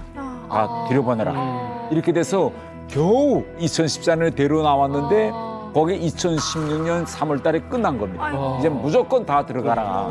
이렇게 이제 결국 우리로서는 선택의 기로가 놓여 있는데 우리 집 사람이 우리 애가 런던에 도착했 순간에 이러더라고요. 하늘이 준 기회를 우리가 이용하지 못한다면 먼 훗날 꼭 우리도 후회하고 애들도. 자식들은 우리 부모들 보고 아빠 엄마 그때 우리를 자유롭게 만들 수 있었잖아. 쉽게. 그런데 우리를 결국은 그때 끝까지 데리고 북한에 들어와서 지금 우리가 이렇게 됐다라고 당신 꼭 원망 소리 듣을 거야. 그러니까 이 시점에서 빨리 결심해. 이 이야기를 계속 나한테 한 거지. 대단하시네요. 막상 생각은 해도 당황스럽기도 하고 그럴 것 같아요. 네, 근데 그 당일 딱 그날에 남편이 그러더라고요. 너 탈북 확고하냐? 딱 그날 떠나기 전 네. 다시 한번 생각해보라. 확고하지. 그 용어도 탈북이란 말이에요? 아니면? 그때 처음으로 탈북이란 말을 했어. 그때는 뭐 어디 우리 남아야 되겠지? 뭐 그렇지 않으면 뭐 어떡할까? 뭐 이 정도로 나눴다면 그때는 딱 남편 입에서 탈북하라. 너 그게 확고하냐? 이러더라고요. 용어가 탈북이란 용어가. 네. 쉽지 않은데. 근데 나는 지금까지는 계속 가야 된다 하면서 그랬었는데 정작 딱 듣고 보니까 심장 펑펑 내려앉는 거예요. 그렇죠. 이제 북한에 남아있는 우리 어머니도 그렇고 형제들도 그렇고 내 이제 이 손을 하나 놓고 발이 어디에 가는가에 따라서 이제 운명이 갈리겠는데 내가 이렇게 해야 될까? 아들만 생각하고 있었다가. 네. 정말 이게 내가 옳은 길일까? 야, 내가 이렇게 자유를 얻은들 과연 행복할까? 이런 생각도 해보고 그런데 아무리 생각을 해도 이번에 내가 이 기회를 놓치면 평생 후회하지 않을까? 네. 우리 아들들은 다시 북으로 들어가서. 네, 그러면 내가 그 모습을 보는 건 더 참을 수 없더라고요. 네, 그래서 탈북을 또 생각합니다. 야, 이게 진짜 우리가 솔직히 북한에서나 영국에서 이런 이야기를 한 번도 애들하고 해본 적 없어요. 애들이 생각이 어떨지 모르니까. 네. 그래서 제가 먼저 이제 이전에 우리가 준비해야 되니 큰애한테 먼저 이야기하자 해서 큰애를 데리고 제가 공원을 척 돌다가 야, 주혁아, 우리 너는 북한가 갈 수 없다. 이제는 떠나자. 그러니까 애가 처음에 내가 자기를 떠보는 줄 알고 어떡해. 아버지 절 떠보면 그러세요. 그래서 아니 진심이다. 그리고 이건 엄마하고 이미 다 토론했다. 엄마도 동의했어요. 그러니까 동의했어. 난 그 말 처음 듣어요. 그러니까 가만히 있더니 진심이다. 그리고 이건 엄마하고 이미 다 토론했다. 엄마도 동의했어요. 그러니까 동의했어. 난 그 말 처음 듣어요. 그러니까 가만히 있더니 부모님들이 그렇게 결정해 주신다면 저희들은 정말 좋겠는데 차마 저희가 부모님들 보고 마음은 있었는데 저희가 부모님들 얼마나, 보고 본인 생각해보세요. 본인들이 지금 아이 때부터 걔들은 초등학교, 중학교, 대학까지 영국에서 살아난 애들인데 아니 영국에서 살던 애가 북한에 가 산다는 게 이게 말도 안 되죠. 그러나 부모의 뜻을 따라야 되기 때문에 그런데 부모가 이 말을 꺼내주니까 너무 감사하다. 정말 저는 너무 감사하다. 그런데 아버지가 이겨낼 수 있으세요? 그렇게 되면 같이 아버지를 보증해줬던 그 선배들, 같이 일하던 대상한 저 사람들, 우리 친척들, 뭐 숱한 사람이 불이익을 보겠는데 이 모든 책임을 아버지와 어머니가 다 져야 되는데 우리를 위해서 괜찮겠어요? 그렇게 물어보더라. 그래서 어차피 우리가 다 책임질 걸 다 책임지고 우리 소망은 다른 거 없다. 너희들만이라도 대한민국에 가서 좀 편히 자유롭게 살면 우리는 더 바랄 거 없으니까 너희만 오케이 하면 갈게. 그러니까 아버지 감사합니다. 와, 아이고 오히려 생각이 있었던 거지만 말을 못했네. 근데 저는 그거 처음 듣거든요, 지금. 애들이 어떻게 우리 남편하고 같이 얘기한 건 모르는데 저는 막 조마조마해서 기다렸어요. 애들 반응을 모르니까. 애들이 안 가겠어요. 이거 갑자기잖아. 네. 근데 우리 큰애가 얼굴이 환해가지고 들어오더라고요. 그래서 결심이 옳았구나. 네. 자, 넷이서 합의는 봤지만 그래도 마음이 편하진 않았을 거예요. 네. 어디서 살아야 되나. 고민 많으셨을 것 같아요. 그래서 이제 그럼 한국 가서 이제는 우리 뭐 하며 살까? 그렇죠. 근데 제가 런던에서 살던 거기에 이주민들이 많아요. 영국에는. 맞아요. 집사람이 자주 가던 뉴멀던 거기에 탈북민이 800명이 있는데 전 세계적으로 다니던 면적당 탈북민이 제일 많이 사는 게 영국입니다. 탈북민들이 무슨 일을 하느냐? 우리가 가서 상품 사면 옆에서 카운터에서 일하든지 카운터에서 탈북민들이 우리가 물건 산 걸 탈북민이 계산해줘. 신기하다. 신기하죠? 여긴 통일된 세상이에요. 통일된 세상에 우리 보고 우리 북한에 외간 탈북민들서 좀 약간 한복도 말 때 저 배추 좀 싼 게 왔습니다. 배추 좀 누구니까 빨리 사라는 거야지. 뭐 이렇게 그다음에 뭐 얼마 내십시오. 이렇게 다 한국말 이야기해 거기서는. 그래서 이제 다 보니까 거기도 영국도요. 이주민 1세, 파키스탄, 인도, 거기 와 있는 탈북민들 1세는 채소 장사 뭐 이런 거 많이 해서 세탁소. 그래서 우리 저희 집사람하고 둘이서 한국에 가면 난 아직 뭐 아픈 데는 없으니까 난 세탁소 하고 우리 집사람은 난 빵집 할 거야. 그래서 베이커리. 베이커리도. 그래서 영국 서점에 가서 베이커리와 관련된 바리스타와 관련된 책은 하나가 뜨끄럽게 사가지고 왔어. 그 책을 가지고 빵집을 열겠다는 그것도 굳이 거지. 영어로 된 거예요. 영어로 된 거. 한국에 없는 줄 알고. 없는 줄 알고 그 책이. 그래서 국정원 왔잖아. 국정원에 오면 짐 다 연락해서 짐 다 수색합니다. 다 보는데 굳이 수색한다고 그래? 아니요, 책 다 이렇게 안에다 보잖아. 보잖아요. 그러니까 책 이거 트렁크 여기서 열고 나오니까 빵 책과 관련한 게 그냥 나와. 국정원 간부가 이렇게 보다가 왜 빵책은 왜 이렇게 만나고? 아니 그 빵책은 왜 이렇게 많이 갈려왔어요? 그러니까 우리 집 사람이 아니 이제부터 와서 대한민국 와서 뭘 먹고 살겠습니까? 나는 세탁소, 우리 집 사람은 제빵, 빵집 하나 하려고 한다 하니까 그분이 맨 빵집이라. 맨 빵집인데요. 실행하기 직전 마지막 날 가족의 분위기는 어땠어요? 우리 내일이잖아. 그러니까 내일 일단 대사관 밖을 무사히 나가야 돼요. 근데 이걸 대사한테 뭐라고 구실을 붙여서 나갈 것이냐 계속 생각하는데 그런데 그때 일요일 날 보니까 영국하고 포르투갈하고 축구 경기가 있는 날이 있었습니다. 그래서 연말 나가자. 왜 그러는가 하면 영국에서는 축구 경기 보러 다 팝에 가요. 맥주집에. 맥주집에 가는데 우리 애들이나 나나 엄청 축구 광이거든요. 그러니까 포르투갈하고 영국 축구는 팝에 나가 보겠습니다. 그러면 대사도 그래 이렇게 할 것 같아서 일단 그렇게 날짜는 그렇게 정하고 그런데 만약 이거잖아. 대사도 축구도 광이니까 같이 가자 이런 것도 없고 오마이갓. 아유 부장님. 눈치 챙겨. 그럼 이것도 뭐라고 또 구실 데리고 그다음에 이러면 안을 다 생각하면. 그다음에 평소에 이런 거 이야기할 때는요 말이 자연스럽게 나오는데 이거야말로 마지막 이거 알고 한마디로 그 사람하고 관계 끝나잖아.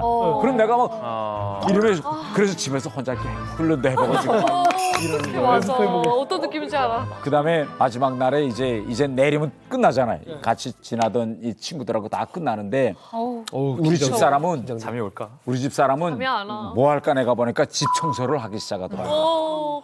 분명 다 와서 이제 볼 거야. 나는 솔직히 우리 대사 현학봉 대사하고 나하고 같이 평양 외국어학원 동문이에요. 근데 이 사람하고 진짜 형님 동생하며 지내던데 내가 떠나면 이 사람 운명이 어떻게 될까 뻔하잖아요. 맞아. 그래서 그게 걱정이었어요. 그다음에 마지막에 내가 편지라도 써놓고 가자. 왜 마지막에 거짓말을 속이고 가잖아. 그렇죠. 축구 보러 간다고 한국으로 오는데 내가 편지에다 대서동지 정말 미안합니다.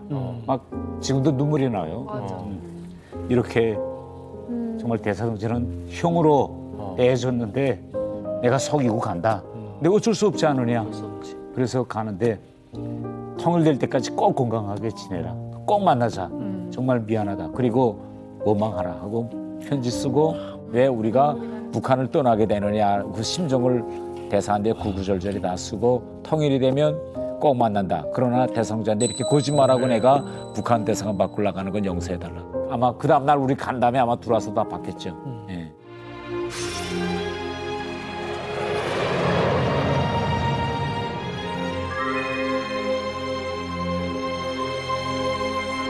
낮에는 김정은 만세를 외치고 저녁에는 집에서 남몰래 한국 영화를 보는 생활 풍조를 북한 땅에 퍼뜨려 놓았습니다. 대한민국에 이제 왔어요. 네네. 그때 기분이 어땠어요? 이렇게 대한민국당 문 열고 나오면서. 와, 기분 진짜 이상했을 것 같아요. 우선 일단 안도했죠.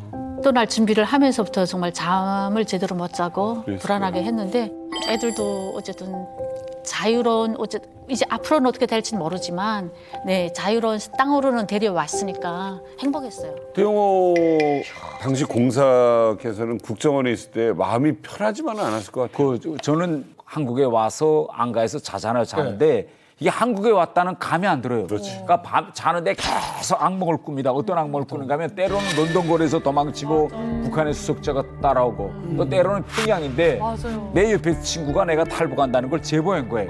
그래서 내가 지금 그다음에 보이부에 내가 끌려가서 이 막 아니라고 막 뻗치는 이런 꿈을 계속 안가요. 근데 꿈 꾸고 나면 이 침대 이 밑에 땀이 식은땀 땀이 쫙 식은땀이 나고 그러면서 이제 똑같아요. 그런데 내가 한국에 와서 계속 북한에 잡혀서 끌려가는 꿈이 한 4년 가더라고. 저도 같아요. 저도 최근에 내가 오래 가셨네요. 야, 내가 지금 북한에 있는데 야 이제 내가 근데 그 말은 좋겠으면 좋겠어. 그래? 나쁜 말은. 그래서 귀여우셔. 너무 귀여우셔. 그런데 고위직에 있는 분들이 대한민국에 오면 대부분이 조용히 살고 싶어하고 얼굴 안 알리고 싶어하거든요. 네. 그게 안전하다라는 생각을 하시는 것 같아요. 네. 근데 막 활동하겠다고 그러고 지금 웬일이야 막 그러면 그러면 안 말리셨어요? 처음에 말렸어요. 처음에는 막 아니 여기 무슨 뭐 국회 아니 여기서 평생 하신 분들도 그거 하기가 쉽지 않은데 나갔다 무슨 망신을 당하려고 그러냐 하면서 처음엔 저도 그랬는데 국회로 나오기 전에 사회 시민 활동을 좀 하면서 그때부터 벌써 남편이 자기는 북한 인권을 위해서 뭐 사실 이 한국에서 이렇게 환영을 해줬지만 사실 북한에서 또 어떤 반응을 보였을지 화면으로 한번 준비했습니다. 17년 5월 3일.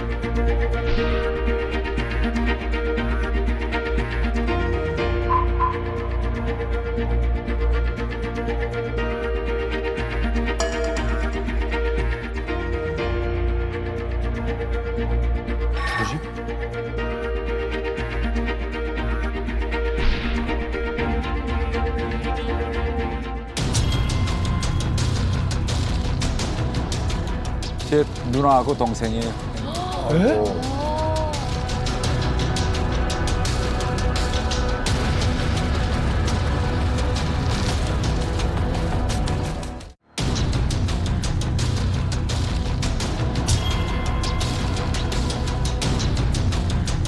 제 누나하고 동생이에요.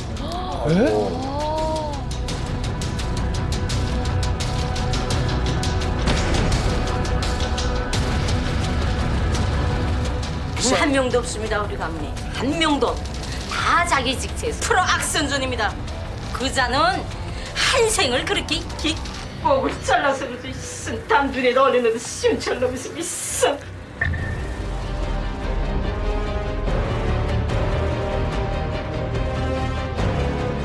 나는 창피하다. 이 죄를 우리가 내 대에 못했지만 이 내 아들 대대선선이라도 죄를 뒤에서 정말 더 많이 일을 해야 되는데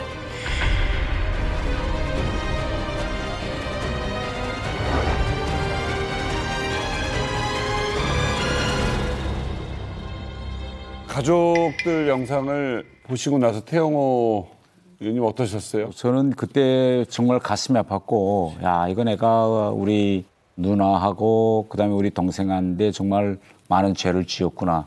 그러나 또 나는 여기서 그 죄를 내가 빨리 씻고 그들을 행복하게 만들려면 그들뿐만 아니라 북한에 있는 전체 북한 주민들을 빨리 더 자유롭게 만드는 것이 내 사명감이다. 네. 북한이 저걸 만드는 전 세계에 공개한 거는 결국은 나를 끌어안혀서 여기서 반복 인권 활동을 하지 못하게 하자는 건데. 입 다물고 있으라는 입 거죠. 다물고 있으라는 거죠.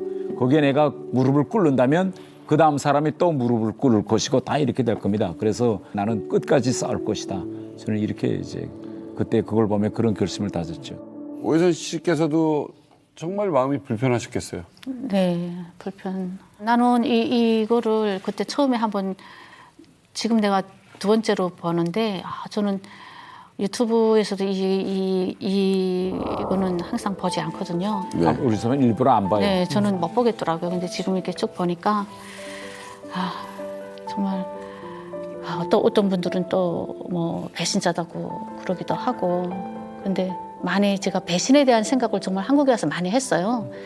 내가 정말 배신일까? 내가 이 자유를 찾아서 아이들을 위해서 이렇게 오고 또 지금도 아무리 뭐 좋은 거 먹고 뭐 아무리 행복하다 해도 느껴지지가 않아요. 내가 정말 행복하다. 그래서 저는 항상 그게 마음에 걸려서 항상 나는 남들보다 더 열심히 살아야 된다 하는 심정으로 살고 있죠. 이게 사실은 북한 매체에 나오셔서 굉장히 험한 말 하잖아요. 그렇게 해야 또 그 가족들은 북한에서 그나마 살아갈 수 있고 북한이 그만큼 또 태영호 의원님 가족들을 굉장히 신경 쓰고 있다는 반증이기도 하거든요. 아마 한국당에서 건강하게 그렇죠. 잘 살아서 언젠가 다시 한번 만나자 막 이런 간절함만 있었을 겁니다. 예.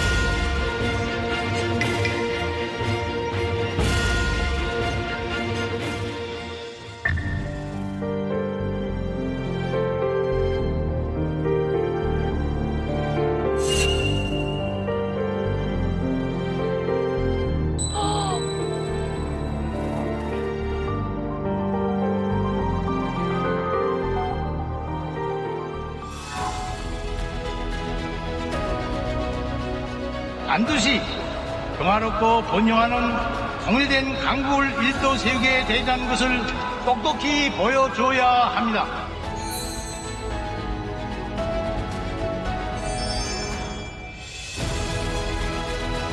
야, 이거 참.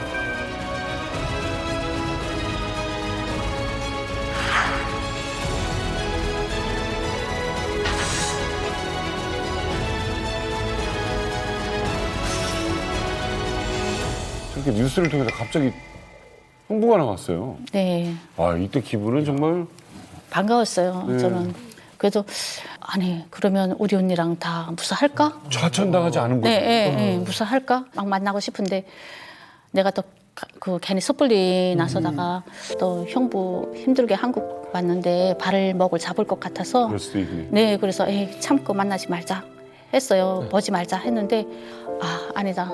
멀리 가서라도 내가 봐야겠다 해서 아이들 둘 아빠는 그때 다 그날에 빠지지 못할 일정이 있었어요. 아니 내가 가겠다고 하니까 나도 보러 가겠다고 하니까 내가 갔다가 혹시 나는 누가 알아보면 어떻겠느냐. 그러니까 국정원에서 가지 말고 가족은 그럼 괜찮다. 괜찮다. 네, 그래서 네. 갔어요. 어디서 봤어요?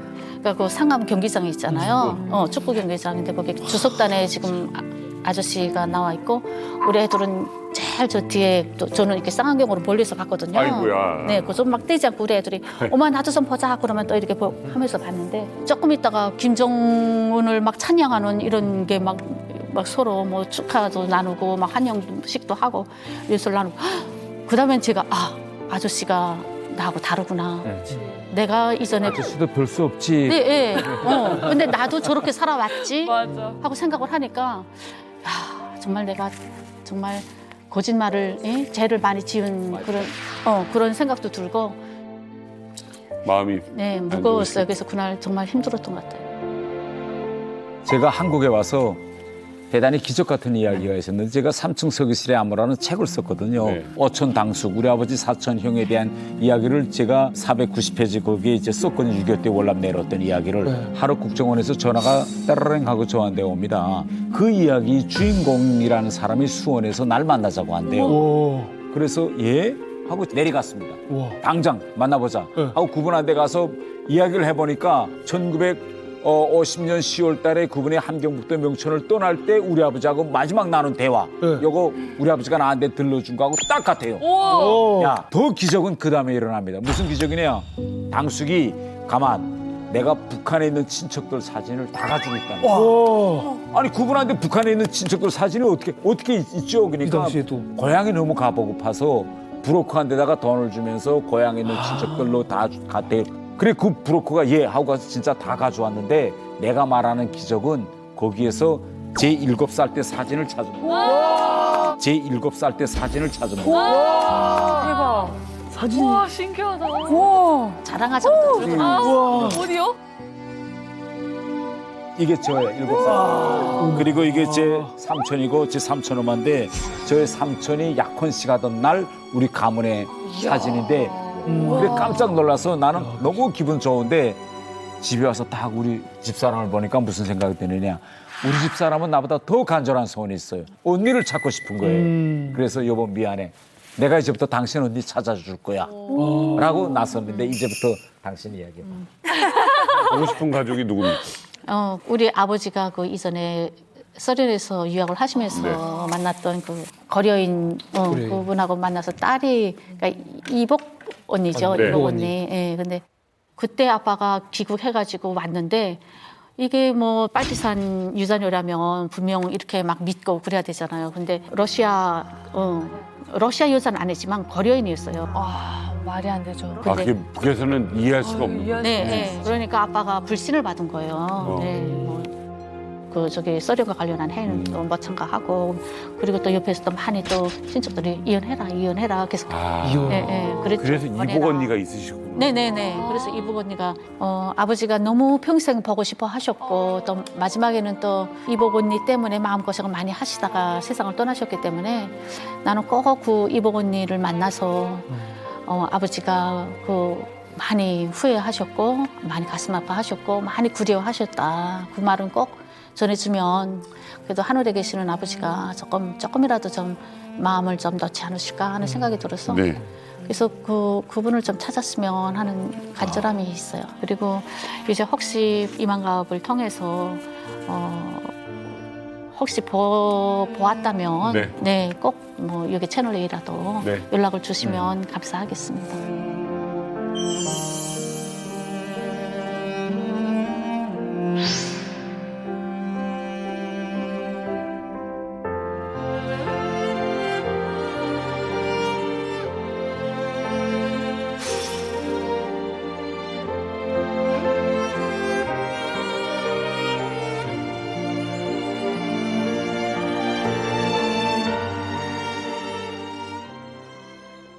채널 A